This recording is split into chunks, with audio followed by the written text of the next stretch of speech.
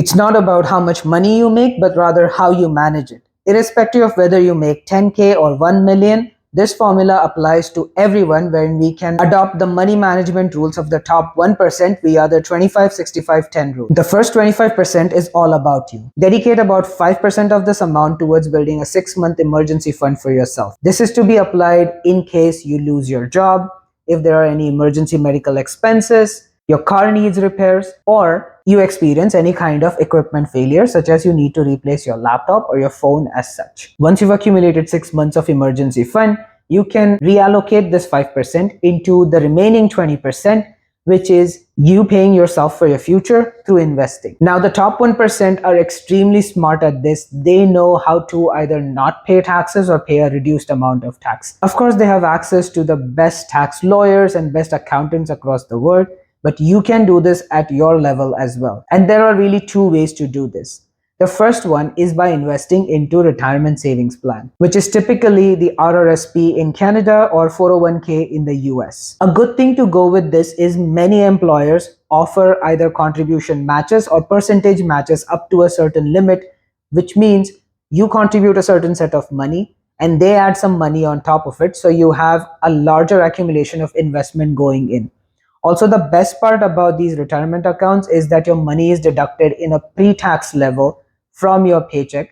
So your amount of pay reduces, and which means you incur a lower tax. While you don't pay any taxes on these accumulations and any of the profits that you attain through this, you eventually end up paying taxes on this when you withdraw all of this investment upon retirement. The second category is your tax-free account, which will be a TFSA in Canada or a Roth IRA in the US. In terms of how this is different from the retirement savings plan, is you are investing money into the tax-free account through the money that is already taxed from your paycheck. But any of the gains that you make on this amount is not taxed ever in your life. Now, when it comes to investments, I particularly am not a crypto guy because I don't understand it. But if you understand it, that is something that you can invest into. I am more of the stocks guy and I have a deeper understanding of the market and the stocks and I know how it runs. So that is where I invest my money. So accordingly, if you are somebody like me who likes to invest into stocks, depending on your level of knowledge and understanding, while at the same point of time what your risk tolerance is, you can either invest into individual stocks across both of these accounts or place a safer bet with index funds. Let's take for example two people, John and Jane.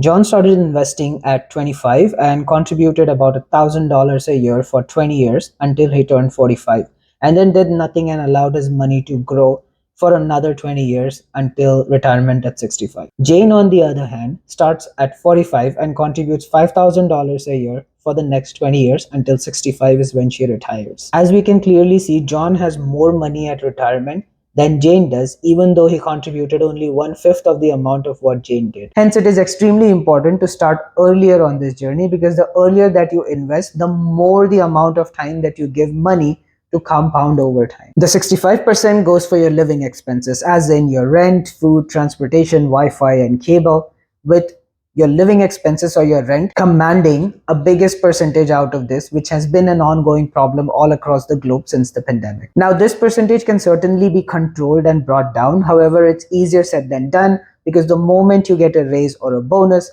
suddenly the apartment that you're living in starts looking smaller. The car that you're driving is suddenly old, or any of your equipment requires an emergency upgrade. So it is very easy to creep into lifestyle inflation. The top 1% here are extremely smart, and that is why you see so many millionaires and billionaires moving from one country to the other, or the recent trend that you see wherein many of these are moving out of the state of California and New York into the states of Texas and Florida, where there's no state tax. The top 1% know that life without entertainment is nothing, and hence to support their lavish lifestyles, they allocate sufficient amount of money into their budget. Similarly, the 10% is for you to live your lavish lifestyle within your means. You can use it to buy clothes, to travel, or go to fancy restaurants or party. If you want to increase the amount of money allocated into the 10% budget, this video will help you become better than 90% of the people. Like and subscribe if you haven't, and I'll see you next time.